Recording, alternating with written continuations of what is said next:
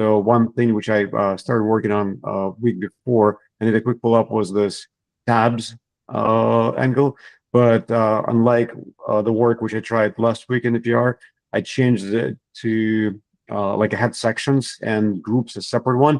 Now I only have a group, and the group can be collapsible, but it also can have tabs as another extension. So you can have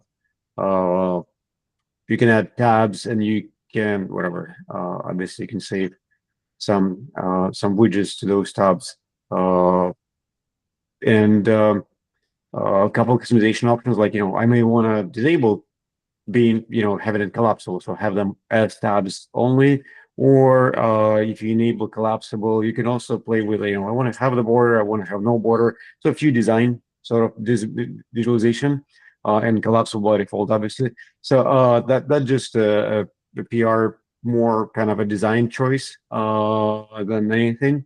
But I wanted to introduce tabs, and then also ability to rearrange the sections. So having a group with few behaviors to that is a difference from what I tried a week ago, where I had groups and sections as two different container types.